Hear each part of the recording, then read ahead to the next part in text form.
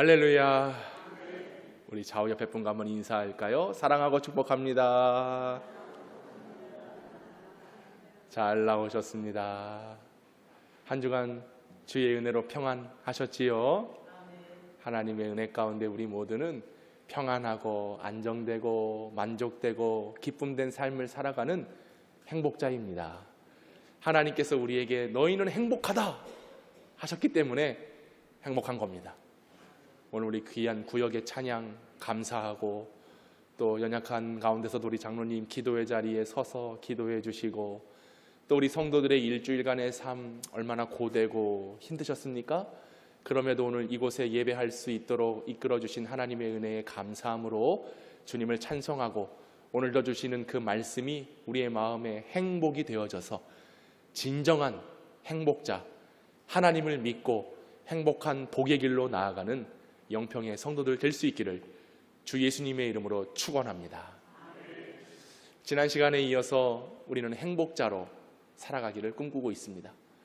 행복자로 살아갈 때에 믿음이 필요합니다. 하나님께서 우리를 택하여 주셨고, 우리를 불러주셨고, 이 거룩한 처소에 우리를 세워주셨기 때문에 우리는 그 어떤 조건과 상황에 상관없이 그저 하나님 한 분을 믿음으로 행복하며 살아가는 우리는 행복자이지요. 오늘 이 신명기 33장은 모세가 하나님께 부름을 받고 마지막 사명을 감당하며 이스라엘 백성들에게 지파별로 예언하고 축복하고, 마지막 그의 말이 그렇습니다. 우리는, 너희는, 그리고 나는 행복자였다. 할렐루야. 하나님께서 이스라엘 백성들을 이끄셨음이 우리는 행복하다는 것을 모세가 말했습니다. 그 평생의 일생을 하나님께서 함께 하셨고 모세, 민족의 지도자로 세워주셨기에 그는 행복합니다 라고 말하고 있는데요, 모세의 그동안의 이력을 쭉 한번 살펴보니까 글쎄요, 과연 그의 삶이 행복한 게 맞았나? 제 개인적으로는 좀 의심이 들고, 어떻게 과연 모세는 행복하다라고 말할 수 있었을까? 모세의 이력 여러분들이 아마 잘 아실 겁니다. 그의 이름의 뜻은 물에서 건져내다. 물에서 건져진 자가 모세였습니다. 어떤 일이 있었느냐? 모세는 태어난 지 3개월 만에 나일강에 버려져야 됐습니다. 그 이유는 이스라엘 백성들이 430년 동안 종살이하면서 수많은 학대와 괴롭힘을 당하였습니다. 그런데 하나님은 이스라엘 백성들을 택하셨기 때문에 아무리 학대가 있고 괴롭힘이 있고 어려운 시절을 보내야 했어도 하나님은 이스라엘이란 민족을 더 번성케 하셨고 강하게 하셨고 힘있게 하셨습니다. 출애굽기 1장 12절에 이렇게 말씀하고 있는데요, 그러나 학대를 받을수록 더욱 번성하여 퍼져가 나가니 애굽 사람들이 이스라엘 자손으로 말미암아 근심했다. 이 민족은 힘들면 힘들수록 더 번성했던 것입니다. 많은 학대를 받았지만 그 민족들이 점점 수가 더 많아지게 되었다는 거예요. 그래서 애굽 사람들이, 바로 왕이 두려움을 느꼈습니다. 왜 두려움을 느꼈느냐? 아니, 이러다가 우리 애굽보다 더 커진 민족이 돼버리면 이들이 전쟁을 일으켜서 우리를 대적할지도 모른다.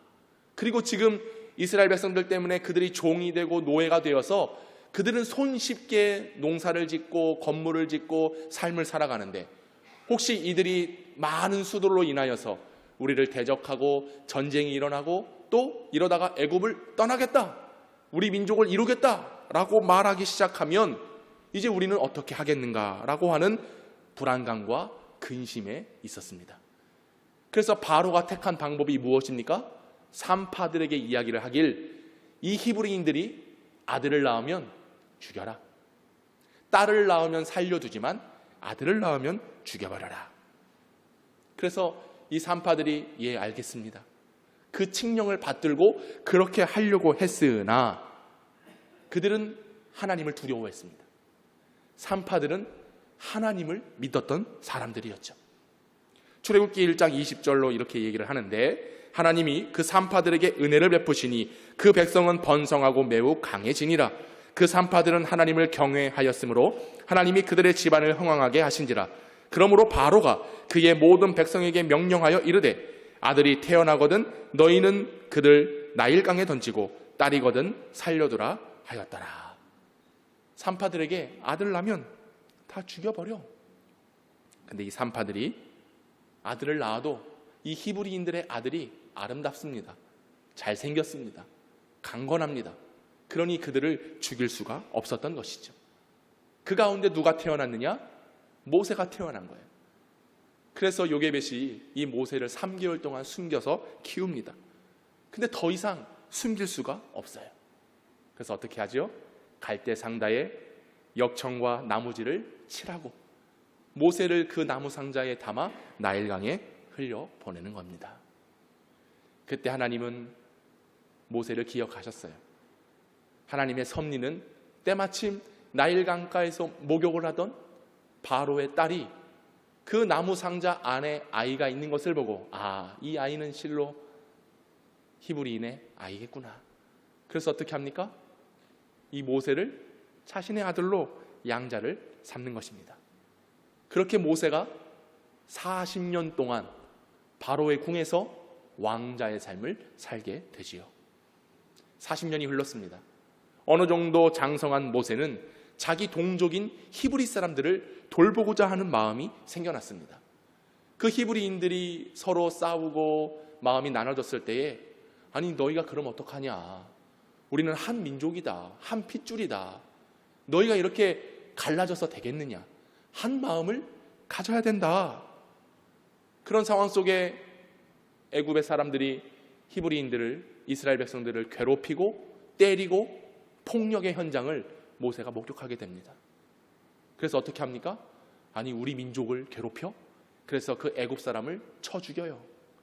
그리고 모래밭에다 그를 숨겨둡니다.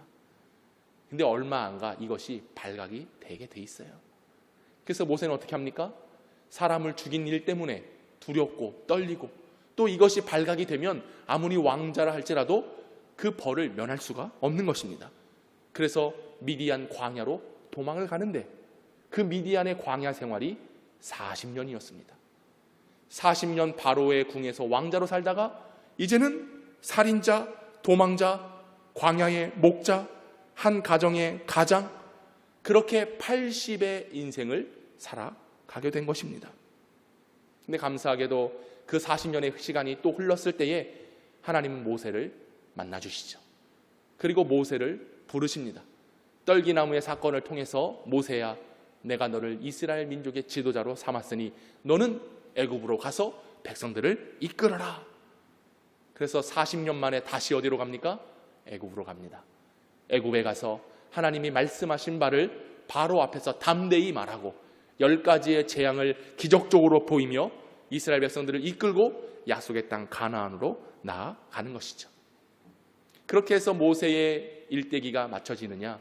아닙니다. 40년 애굽, 40년 미디안, 그리고 또 광야에서 몇 년이요? 40년을 보내게 되는 거예요. 그 40년은 좀 특별했습니다.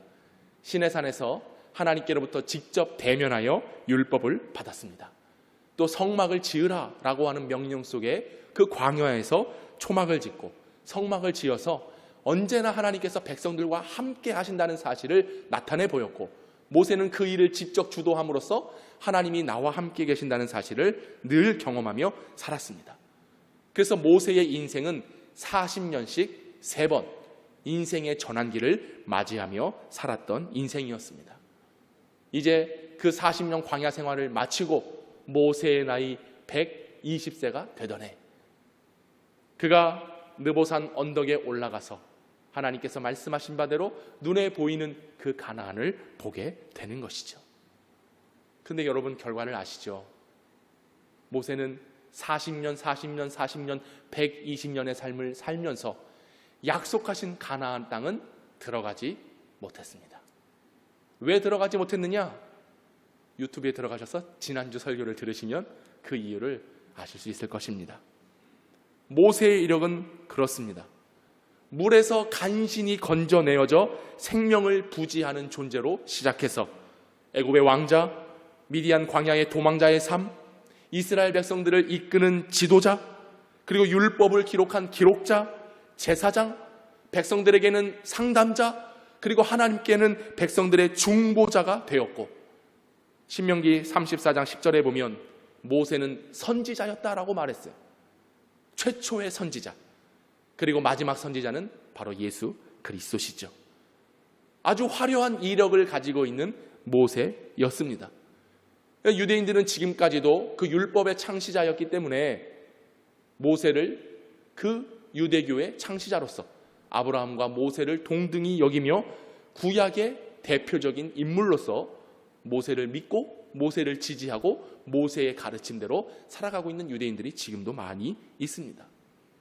이렇게 모세의 일대기를 정리해 보니 물론 40, 40, 40 이렇게 나누어서 생각을 해보았지만 그의 인생 정말 파란만장한 삶 아니겠습니까?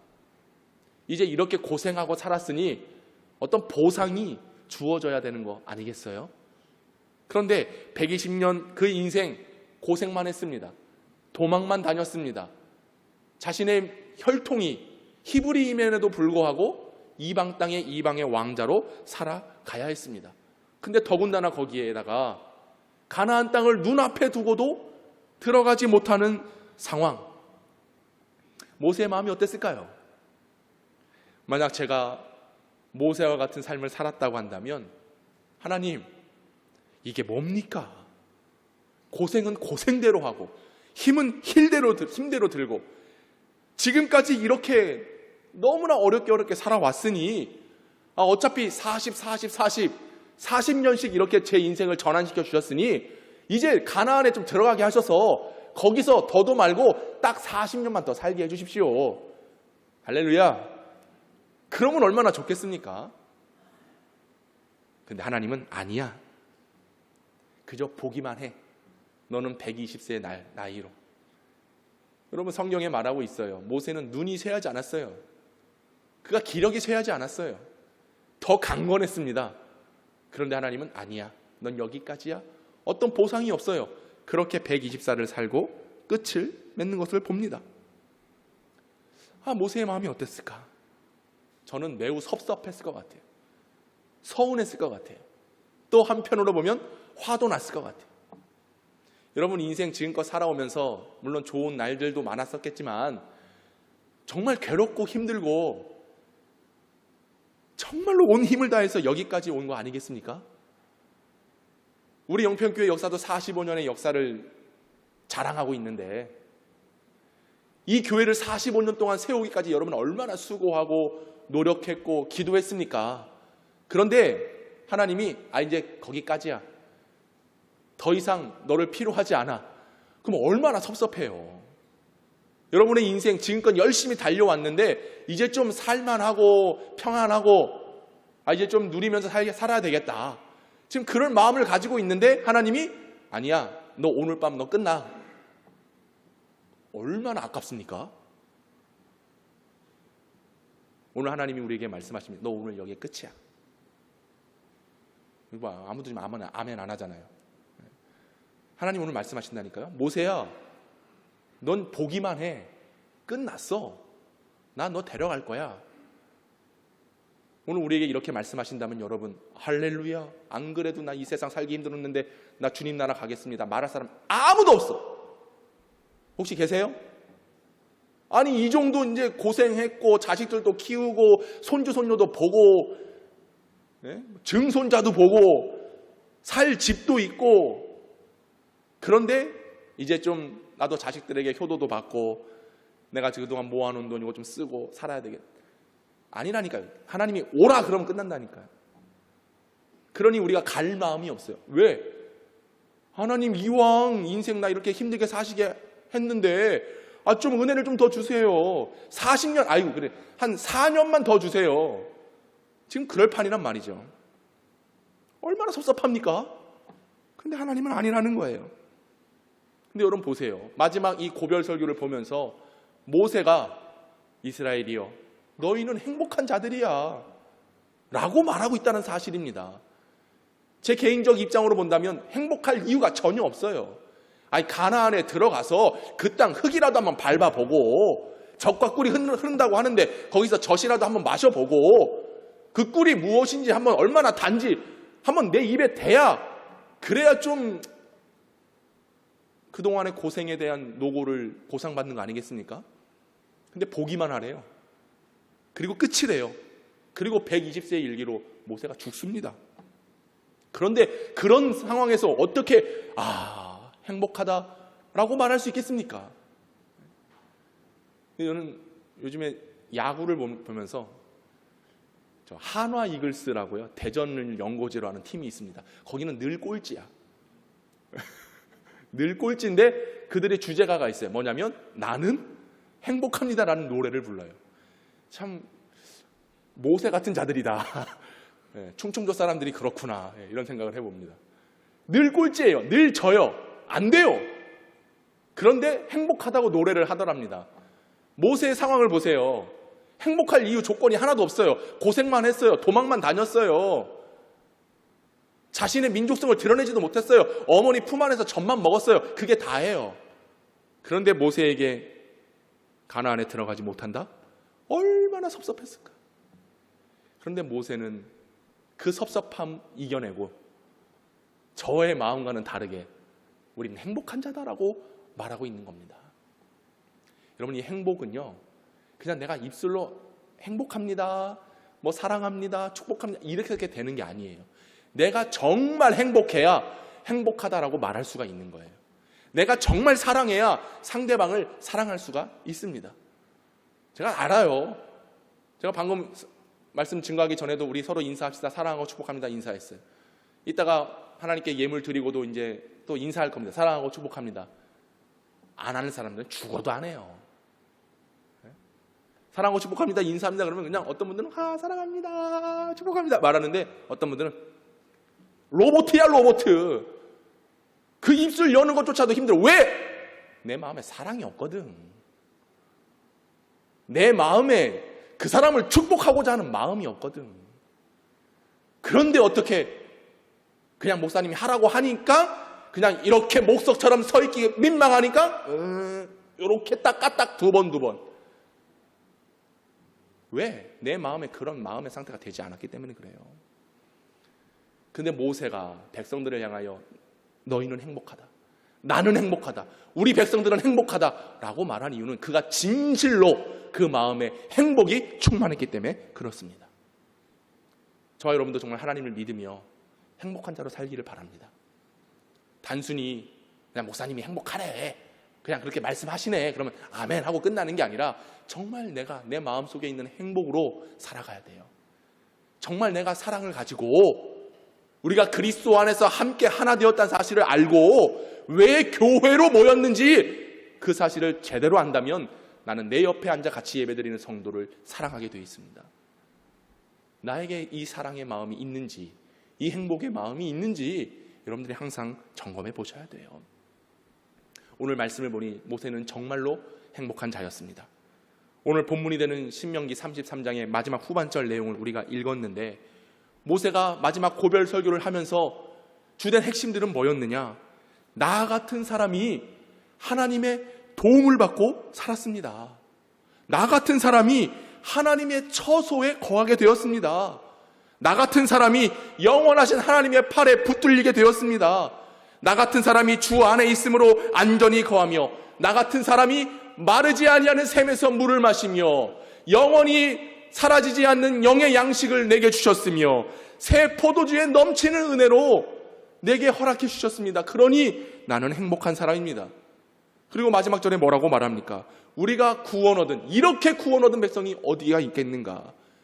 내가 구원받았으니, 나 같은 사람이 구원을 받았으니 나는 행복한 사람입니다 라고 모세는 고백하고 있는 겁니다.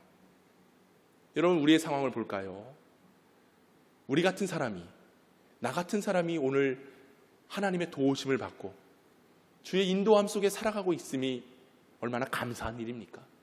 나 같은 자가 하나님 앞에 얼굴도 들 수도 없고 감히 설 수도 없는 자가 이 자리에 서서 우린 주님을 바라보고 있습니다. 이것이 얼마나 큰 은혜입니까? 우리 주님만 생각해도 우리는 가슴이 뛰어야 됩니다. 우리는 우리 주님 한 분만으로 인하여서 입술에 찬송이 마르지 않아야 되는 것입니다. 내가 걸어가는 모든 인생의 걸음이 하나님을 향하여 있고 주께서 내게 주신 힘이 있다면 그 힘을 가지고 하나님의 영광을 드러내는 일에 사용된다고 한다면 소극적으로 할 필요 없습니다. 적극적으로 마음의 온 힘을 다하여 주저하지 않고 달려가는 힘, 주님으로부터 구원받으면 이런 반응들이 나오게 되어 있는 거예요. 그래서 하나님, 내 손을 통하여 하나님 영광 드러냅니다. 주님, 내 발이 머무는 그곳에 주의 복음이 펼쳐지기를 원합니다. 나의 입술을 통해서 진짜 사랑과 진짜 축복과 진짜 행복의 말을 증거하기를 원합니다. 여러분, 이런 고백이 모세에게 있었고 이 고백이 오늘 우리의 고백이 되어야 될 줄로 믿습니다. 하나님의 자녀가 되어 지금까지 살아가고 있다는 것이 얼마나 큰 행복인지 여러분 기억하시기 바랍니다. 오늘 나와 함께 하시는 그 하나님의 능력이 나를 붙들고 있음에 이것은 우리가 요동치 아니하고 끝까지 믿음을 향하여 주님 오시는 그날까지 달려가는 믿음의 소망이 될 것입니다. 그러니 얼마나 행복합니까? 얼마나 감사합니까? 얼마나 기쁨이 넘칩니까? 우리는 행복자입니다. 진짜로 행복함을 가지고 살아가야 돼요. 지난 시간에 말씀 준비하고 또 이번 주간도 말씀을 준비하면서 모든 것이 하나님의 은혜였음을 고백하게 되었습니다. 우리 인생에 살아가는 모든 날들, 이것이 행복, 이것이 행복이라고. 하나님의 자녀로 살아가는 것, 이것이 행복이라고. 이 찬양이 막 흘러나오면서 지난 한 주간은 새벽 내내 동안 이런 찬송이 계속 나오는 거예요. 내가 지금까지 지내온 것은 주의 은혜라, 주의 은혜라. 지금까지 지내온 것은, 내가 하나님의 자녀 된 것은 주의 은혜라, 주의 은혜라. 하나님의 자녀 된 것은, 내가 이 자리에 서 있는 것은 주의 은혜라, 주의 은혜라. 이 자리에 서 있는 것은, 이런 찬양이에요. 지금까지 지내온 것을 살펴보니 하나님의 은혜였지요.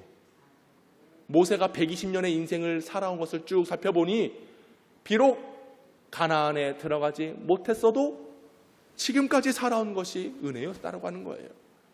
내가 하나님의 자녀로 거듭나서 하나님을 예배하는 예배자가 되었고 오늘도 거룩한 말씀을 들으며 그 말씀 앞에 살아가는 인생이 되었다라고 하는 사실 앞에 감사할 수밖에 없는 것입니다. 그리고 이 자리에 서서 우리 함께 하나 되어 주님의 몸된 교회를 세워가고, 이 자리에 서서 우리 교회가 세계 열방을 향하여 나아가고 지역 사람들에게 복음을 증거하고 다음 세대들을 길러내는 역할을 감당하는 이 복된 자리에 서 있다라고 하는 것만이 얼마나 우리에게 행복한 일인지 모릅니다. 은혜 아니고서는 이런 고백을 할 수가 없어요. 지금까지 지내온 모든 것, 하나님의 자녀된 것, 이 자리에 세워주신 것, 주의 은혜인 줄로 믿습니다. 주님의 은혜. 요즘 제가 전에 그랬습니다. 큰 교회 목사님들 보면서 되게 부러웠어요. 또 나름 큰 교회에서 이제 전도사로 부목사로 사역을 하면서도 나도 큰 교회, 성도들이 많이 모이는 교회 목회를 해야 되겠다. 제 꿈만 그랬습니다. 하나님이 허락해 주시지는 않았는데, 왜냐하면 그 목사님들 보니까 참 하고자 하는 일에 막힘이 없는 거예요. 물론 사람도 많고 재정도 많고 하다 보니까 뭐 하나 하겠다 하면요 그냥 가요. 그냥 해요. 좀 큰 교회들은 당회도 필요 없어. 장로님들도 많이 세우지 않아요. 그래서 그냥 목사님이 이거 합니다 그러면은 그냥 알겠습니다 하는 거예요. 또 하면 잘 돼. 잘 될 수밖에 없어요. 물질 투자 들어가죠. 사람들이 그렇게 수고하죠. 또 목사님이 열정 가지고 막 밀어붙이죠. 부러웠어요 그런 게. 근데 요즘 최근에는 또 개척교회 목사님들도 부럽더라고요. 왜 부럽냐? 본인이 개척했으니까 본인 마음대로 해 또. 근데 저는 애매하게 중간에 와가지고 이러지도 못하고 저러지도 못하고 눈칫밥만 먹고 있는. 그런데 내가 이 자리에 서 있는 것이, 이곳에 하나님께서 불러주신 곳이 은혜입니다라고 제 입에서 고백하는 것은 제가 정말 이것을 은혜로 알고 있기에 믿고 있기에 고백하는 거예요. 여러분이 오늘 예배드리는 이 영평교회 이 처소가 여러분의 집이 되어야 돼요. 나를 왜 이곳에 불러주셨나? 사실 그래요. 큰 교회 가잖아요. 그럼 편안해요. 가서 앉았다 오기만 하면 돼요. 근데 여기는, 이곳은 여러분들의 손이 필요해요. 여러분의 헌신이 요구돼요. 어쩌면 여러분 주머니 털려고 제가 작정한다고 한다면 주머니도 여러분들이 털어야 돼요. 시간이 나든 안 가든 와서 해야 되는 거예요. 얼마나 불편합니까? 그런데 하나님께서 우리를 이곳에 불러주신 이유가 있어요. 그 이유는 다른 데 있지 않아요. 지금까지 지내온 걸 네가 한번 돌아봐. 네가 하나님의 자녀가 되어 살아가는 것을 한번 생각해봐. 그러면 은혜이군요. 하나님 이곳에 서 있는 게 은혜이군요. 남들과 비교하기 시작하면 그때는 불행이에요. 그런데 오늘 이 자리에 서서 하나님께서 내게 주실 그 은혜를 생각하면 그저 감사만이 나올 수밖에 없는 겁니다. 저는 그래서 감사해요. 주님의 은혜예요. 우리가 할 수 없는 일이라고 했던 것들이 하나님께서 원하시고 하나님께서 기뻐하신 일이라고 한다면 그것이 막 펼쳐지고 이루어지는 것을 볼 때에 그래서 우리를 이곳에 세워주신 이유가 있구나. 목적이 있구나. 여러분 이 은혜를 항상 고백하며 살 수 있기를 바랍니다. 모세는 그래서 나는 행복한 사람입니다. 백성들이여 그러므로 너희들은 행복해라. 이렇게 말하고 있는 거예요. 세상에서 말하는 행복은 뭐냐? 사전의 정의로만 봐도요. 행복이란 운이 좋은 것이 행복이라고 말해요. 생활에서 충분한 만족과 기쁨을 느끼어 흐뭇함을 느끼는 것이 행복이다라고 세상은 말합니다. 근데 여러분 행복은 운이 좋고 내가 필요로 하는 모든 것들이 충만하게 채워져서 행복한 것이 아닙니다. 오늘 신명기 33장에 모세가 너희는 행복한 자로다, 행복한 사람이다 라고 할 때 이 행복이라고 하는 것은 히브리어로 에쉐르라고 하는 단어를 썼어요. 이 단어는 단단합니다. 어떤 뜻이냐?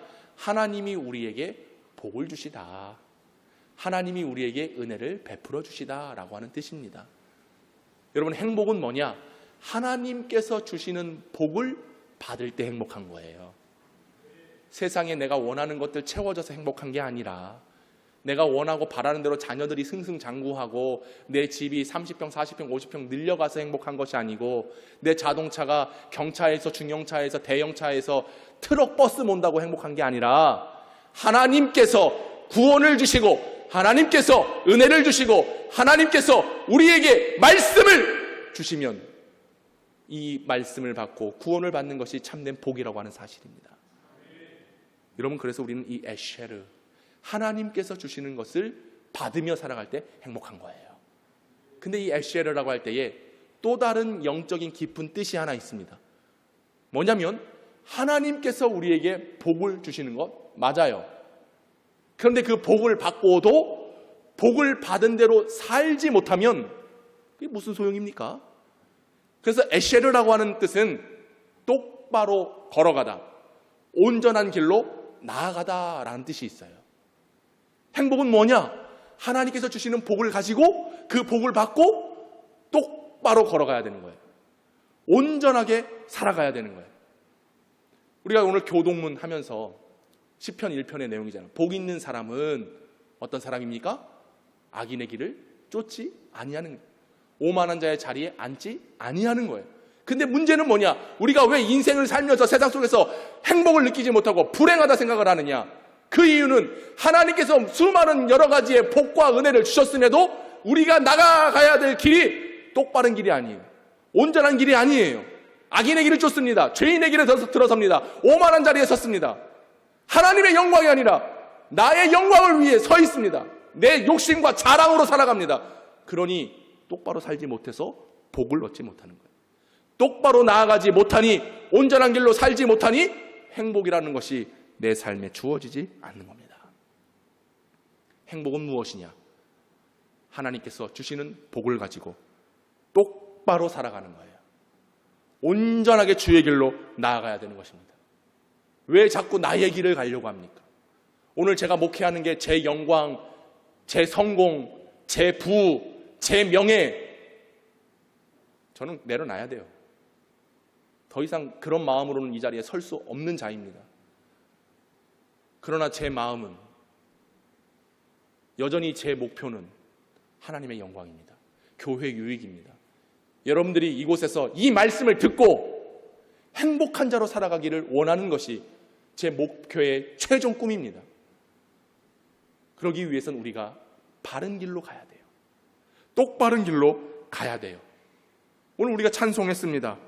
날마다 주를 섬기며 언제나 주를 기리고 그 사랑 안에 살면서 딴 길로 가지? 제발 가지 맙시다. 가지 맙시다. 수요 예배를 드리면서 사도 바울이 정말 복음을 위한 길로만 가는 거예요.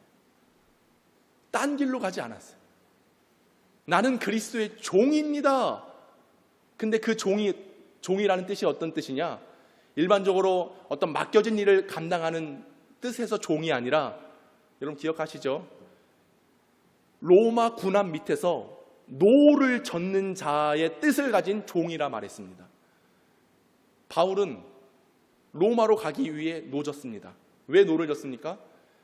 하나님께로 받은 바 그 사명, 복음을 증거하기 위하여 로마로 가기 위하여 다른 여러 뜻에서 종이라고 하는 이름을 댈 수 있었지만 나는 그 로마 군함에 배져 나아가는 종입니다라고 말했습니다.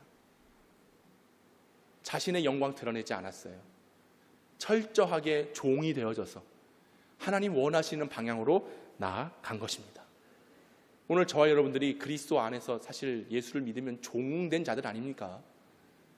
하나님의 자녀라고 하는 신분의 격상도 있지만 우린 스스로 주님, 나는 죄인이고 나는 주님의 종이고 복음에 매여 있는 자입니다 라는 고백에서부터 출발을 해야 돼요. 그럼 우리가 주님께서 향하고 주님께서 말씀하시고 주님이 원하시는 뜻이 있다면 우리 교회가 함께 하나가 되어 종들이기 때문에 그 노를 힘차게 저어가야 되는 것입니다. 우리 주님이 선장이시잖아요. 자꾸 딴 길로 가려고 하면 안 돼요. 다른 길로 가려고 하면 안 돼요. 거기에는 사망이 있을 뿐입니다. 그러나 주님께서 우리에게 말씀하여 주시는 길은 똑바로 온전히 가는 것, 그것이 행복의 출발점이라고 하는 사실입니다. 오늘 본문의 26절에 여수룬이여 이렇게 말하고 있어요. 여수룬이요. 이 여수룬은 이스라엘의 이름입니다. 야곱을 바꾸셔서 이스라엘이라는 이름을 주셨고 그 이름을 통하여 하나님의 거룩한 민족을 삼으셨는데, 그 여수룬의 뜻이라고 하는 것은 온전하고 의로운 자, 올바른 자, 고든 사람, 고결한 자라는 뜻의 이름이 바로 여수룬입니다. 그럼 우리가 행복자로 살아갈 때에 우리는 여수룬이에요. 온전하고 의로운 자가 되어 똑바로 온전한 길을 걸어가는 것입니다. 우리는 고든 사람들입니다. 믿음이 곧아야 돼요. 자꾸 좌로 우로 흔들리는 존재들이 아니라 어떤 시험이 있다 할지라도 우리가 마음의 중심을 가지고 끝까지 지탱하며 나아가는 거예요. 수요일날 얘기를 하는데 찬송하면서 제가 하나님 그런 마음을 주시더라고요. 제가 막 준비한 찬송 막 부를 수도 있었어요. 부르긴 했어요. 불렀는데 아마 우리 성도들 가운데 함께 고백하고 싶은 찬양이 있을 거다라는 마음이 있는 거예요. 그래서 제가 신청곡 받습니다 이랬어요. 그랬더니요 막 우후죽순으로 막 몇 장이요. 근데 오늘 우리 4구역이 우리 조장로님이 가장 먼저 400장 합시다 그랬거든요. 근데 400장이 그 찬양이다. 험한 시험물 속에서 나를 건져주시고 노한 풍랑 지나도록 뭡니까? 다시 봐야 되겠다. 예. 아무튼 나를 숨겨주소서. 사랑하는 여러분, 우리가요 올고 자야 돼요. 조금만 풍랑 지나도요 금방 사라져버리대. 조그만 시험만 있어도 팍 주저앉아 버리대. 조금만 마음에 상처가 있어도요 이거 막 분을 못 이겨가지고 막 그냥 너 나와, 너 죽고 나 죽자 이러대요. 올고 자야 돼요. 믿음이 변치 않아야 돼요. 어떤 풍랑과 시험과 풍파가 몰아쳐도요 믿음의 사람은, 행복자들은 올곧게 서 있는 여수룬이 돼야 됩니다. 지금 아멘 안 하고 지금 시비하는 거예요 지금? 올곧은 사람이 돼야 돼. 그리고 여수르는 고결한 자들입니다. 정결하게 하나님께서 거룩하게 세워주신 백성들이란 말이에요. 곧 우리를 지칭하는 말입니다. 온전하고 의로우며 올곧은 사람, 고결한 자, 거룩한 자들은 하나님 말씀하신 그 길로 나아갑니다. 심지어 주님께서 십자가 지신 그 길이라고 할지라도 그 길을 가는 거예요. 그래서 택함받은 성도들은 하나님의 말씀에 인도함을 받고 하나님이 우리와 늘 함께 계신다는 사실을 늘 경험하고 반드시 이 땅에 임할 하나님의 나라를 경험하며 약속을 믿고 나아가는 자들은 바른 길, 옳은 길, 진리의 길, 생명의 길, 나는 길이요 진리요 생명이니 나로 말미암지 않고는 아버지께로 올 자가 없다고 하셨는데 그 예수의 길로 나아가게 되는 줄로 믿습니다. 바로 옳은 길로 가야 돼요. 잠언 10장 9절에 보면 이런 말씀이 있더라고요. 바른 길로 행하는 자는 걸음이 평안하대요. 그러나 굽은 길로 행하는 자는 드러나리라. 바른 길로 가면, 옳은 길로 가면 하나님이 그 발을 평안케 하십니다. 그런데 구부러진 길, 이상한 길, 삐뚤어진 길, 죄악의 길로 나아가면 드러난대요. 뭐가 드러나냐? 우리의 믿음 없음이 드러나는 거예요. 부족함이 드러나는 거예요. 온전하지 못하고 거룩하지 못하고 늘 줏대 없이 이랬다 저랬다 그냥 기분에 따라서 내 마음에 내키는 대로 살아가는 것이 그냥 다 드러나는 거예요. 이런 드러남이 있을 때 얼마나 부끄럽습니까? 주님 오셨을 때 잘했다, 칭찬받고 충성됐구나 이런 말을 들어야 되는데 자꾸 이상한 길, 굽은 길, 다른 길로 가니까 드러나는 거예요. 우리 모든 죄가와 우리 연약함이 다 드러난다라고 하는 것이죠. 바른 길로 갈 수 있기를 바랍니다. 진짜 행복은 하나님께 복받고 바른 길로 가는 거예요. 두 번째로 우리는 행복한 자가 되었을 때 왜 행복하게 되었는가? 오늘 본문 26절을 우리 다시 한번 읽어보도록 하겠습니다. 26절 시작. 여수르니여 하나님 같은 이가 없도다. 그가 너를 도우시려고 하늘에 타고 궁창에서 위엄을 나타내시는도다. 아멘. 우리가 왜 행복한가?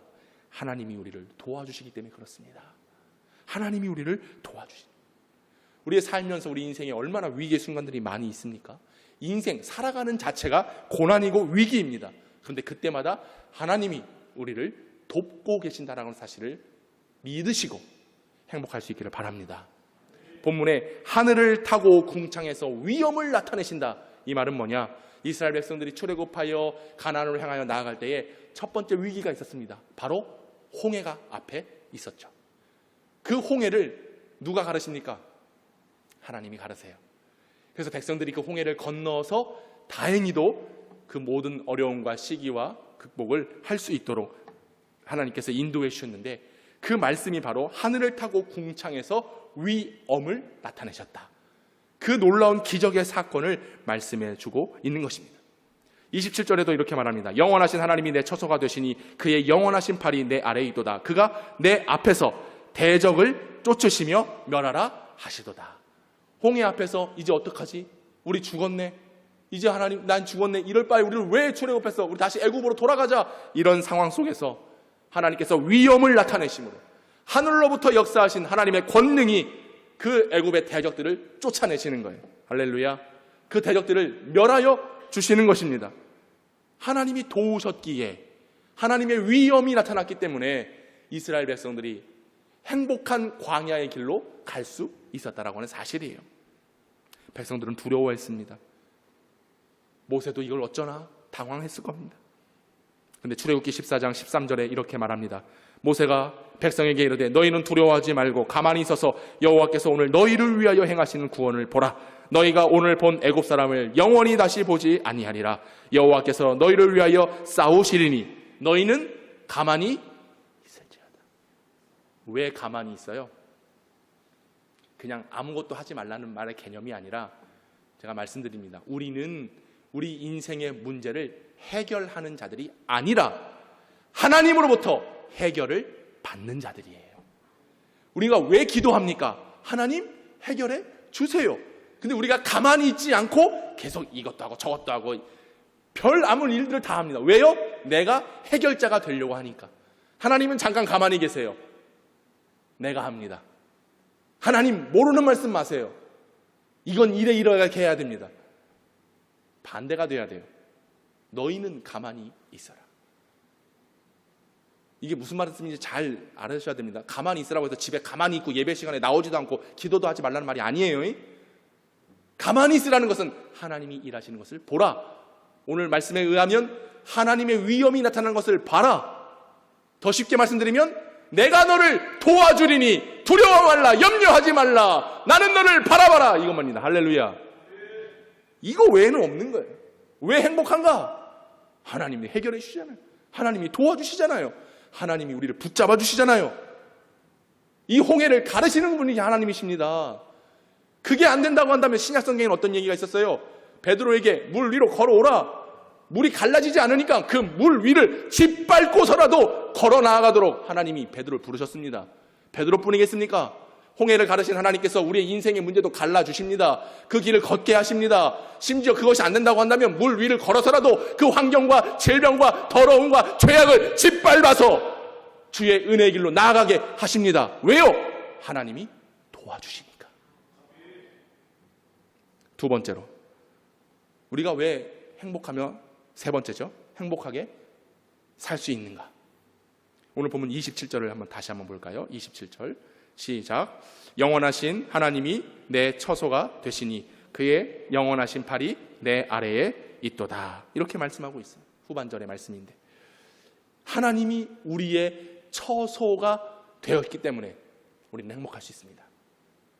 모세가 40년 바로 궁에 있었습니다. 그곳이 처소였습니다. 미디안 40년 생활했습니다. 그곳이 처소였습니다. 그리고 광야에서 이스라엘 백성들과 함께 40년, 그곳이 처소였습니다. 이스라엘 백성들이 그 광야 속에 있었지만, 모세가 120년이라는 세월 동안 너무나 험난한 세월을 살았지만 하나님이 그곳에 함께하여 주시니 그곳은 처소였습니다. 언제나 구름기둥 불기둥으로 함께 하셨고 악한 짐승으로부터 보호해 주셨고 이스라엘 백성들의 질병도 없었습니다. 그리고 40년을 나그네로 늘 걸어다니며 가나안 땅을 갔어야 되는데 옷이 해지지 않았어요. 신발이 낡아지지 않았어요. 이게 가능한 얘기입니까? 우리 아들은 신발 사서 3개월이면 벌써 다 달아 있어. 아들내미들은 왜 그러는 거 도대체? 예? 신발을 진짜 찡찡 끌고 다니니까. 그런데 40년을 신어도 할렐루야, 해지지 않는 거예요. 이게 어떻게 가능하겠습니까? 하나님이 백성들과 함께 하셨고 백성들이 있는 그곳은 하나님의 거룩함이 임하는 처소였기 때문에 그들은 행복자로 살아갈 수 있었다라고 하는 것입니다. 우리가 어디 안에 있어야 됩니까? 하나님의 거룩한 처소 안에 있어야 됩니다. 우리 안에 계신 주님을 믿고 우리와 함께 계시는 하나님과 더불어 거룩한 처소 안으로 들어갈 수 있기를 바랍니다. 이 처소는 피난처예요. 우리의 은신처예요. 우리를 숨겨줄 바위입니다. 그리고 우리가 영원히 살아갈 거주지, 저는 그곳이 우리 주님의 나라인 줄로 믿습니다.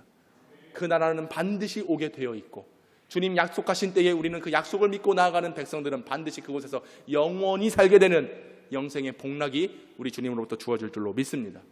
그러므로 우리는 피난처로 들어가야 돼요. 말씀을 막 준비하는데 이런 피난처, 처소에 관한 찬송들이 막 너무 많았는데 그 중에 대표적으로 찬송가 70장, 피난처 있으니 환난을 당한 자 이리 오라. 369장에 근심 걱정 무거운 짐 아니 진자 누군가, 피난처는 우리 예수 주께 기도드리세. 419장에 주 날개 밑 나의 피난처 되니 거기서 쉬기를 원하노라. 마지막 347장에 여호수아 본받아 앞으로 가세 우리 거할 처소는 다 같이요 주님 품일세. 할렐루야. 여러분, 그러니 무엇이 걱정됩니까? 무엇이 염려됩니까? 우리는 행복자로 살아갈 수밖에 없는 존재들입니다. 왜 그렇습니까? 하나님이 우리를 복을 주셔서, 우리에게 복을 주셔서 올바른 길로 인도하시잖아요. 우리 주님이 나를 도와주셔서 그 막혀있는 홍해도 갈라주시는 거잖아요. 그리고 우리 하나님께서 피난처, 처소, 안식처, 영원한 주님의 나라를 우리에게 주시기 때문에 우리는 그 믿음 가지고 나아가기만 하면 행복한 자로 살게 되는 거 아니겠습니까? 시편 73편 28절 다 같이 한번 읽어봅니다. 시작. 하나님께 가까이 함이 내게 복이라. 내가 주 여호와를 나의 피난처로 삼아 주의 모든 행적을 전파하리이다. 아멘. 저는 하나님을 만난 것이 가장 큰 행복이라고 고백합니다. 저의 인생의 진짜 행복은 하나님을 만난 일이었지요. 늘 어렸을 때 집에 가면 홀로 있어야 될 상황들이 많이 있었습니다. 아침이면 제 스스로 가방을 짊어매고 학교에 가야 됐습니다. 그리고 저녁이면 외로운 밤거리를 떠돌아다녔어요. 할 게 없으니까. 제가 만약 그때의 제 모습을 비관하여 더 어둡고 더 악한 길로 갔다라고 한다면 저는 아마 이곳에 없을 것입니다. 그러나 하나님께서 저를 교회로 인도하셨고 그곳에서 저를 만나 주셨습니다. 너의 피난처는 나다. 너의 안식처는 교회다라고 말씀하셨지요. 그래서 제 인생이 불행하다 여겼던 제 인생이 주님을 만나고 난 이후에 행복합니다라고 오늘 말할 수 있는 이유는 주님이 저를 만나 주셨기 때문입니다. 주님이 저를 도와주셨기 때문에 그렇습니다. 주님이 나의 피난처가 되시기 때문에 그렇습니다. 성도들이요, 누구에게 도움을 구하고 있습니까? 어디에서 안식을 얻기를 원합니까? 오늘 여러분이 앉아서 예배하고 있는 이 영평의 처소가 주님의 피난처인 줄로 믿으시기 바랍니다. 여기서 주님을 만나면, 여기서 주님의 말씀을 들으면, 여기서 주님을 사랑한다라고 고백하면 불행했던 우리의 인생이 바뀌어져 행복의 인생이 될 줄로 믿습니다. 진짜 행복이 시작되는 것입니다. 오늘 본문 마지막 절 28절과 29절을 읽고 마치도록 하겠습니다. 같이 한번 읽어봅니다. 시작. 이스라엘이 안전히 거하며 야곱의 샘은 곡식과 새 포도주의 땅에 홀로 있나니 곧 그의 하늘이 이슬을 내리는 곳에로다. 이스라엘이여 너는 행복한 사람이로다. 여호와의 구원을 너같이 얻은 백성이 누구냐? 그는 너를 돕는 방패시요 내 영광의 가리시로다. 내 대적이 내게 복종하리니 내가 그들의 높은 곳을 밟으리로다. 아멘. 이스라엘이여 너는 행복한 사람이로다. 박준웅 목사야 너는 행복한 목사다. 영평의 성도들아 너희들은 행복한 영평의 성도들이다. 구원을 너같이 얻은 백성이 어디 있겠느냐? 누가 있겠느냐? 그럼 우리는 놀라운 구원을 받았기에 주님 앞에 행복한 자로 살아가야 됩니다. 복을 주시는 하나님께서 옳은 길로 가게 하신다면 그 길로 나아가십시오. 주님의 도우심을 믿고 가만히 서서 하나님의 구원하심을 볼 수 있기를 바랍니다. 그리고 우리 주님께서 빛으로 내 삶에 역사하실 것인데 그 빛은 세상 어두운 숨어야 되고 피해야 되고 감추어야 될 곳이 아니라 주님의 피난처, 주님의 거룩한 처소, 믿음을 향하여 그 주님의 나라에 들어가는 영평의 행복한 성도들이 될 수 있기를 주님의 이름으로 축원합니다. 축원합니다. 축원합니다.